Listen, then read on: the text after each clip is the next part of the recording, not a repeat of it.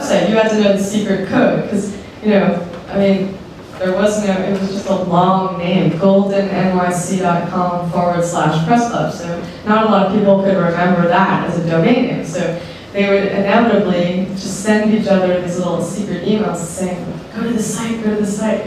Well, it's important, back then URLs were like easy to get. So everybody had a simple domain name. Well, maybe not everybody, but they were a lot easier than today, for sure. Yeah. Now it would be Media Bistroly. Yes. You're so right.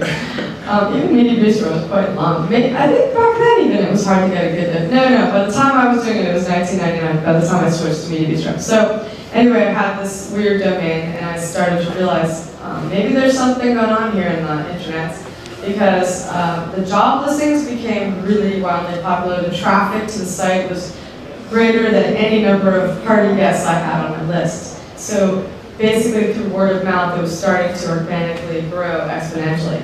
And that's when I realized, okay, maybe this is more than just a party, maybe this is something else. And then you called it Higher Minds? Yeah. So the guy who hosted IRE and IGH. Yeah. So any of you guys from the bad old days of Higher Minds? Okay. Yes!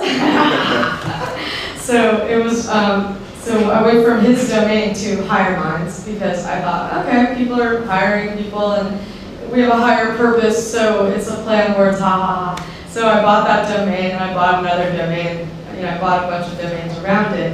And I get a phone call from this guy in Cambridge, Mass. And he says, hey, thinking about selling that domain of yours? And I said, no, I'm going to be using it soon. I'm designing my brand new website. And so he said, well, you know, okay, but I hired somebody to, you know, come up with a name for my company, and they came up with Higher Minds, and I want it.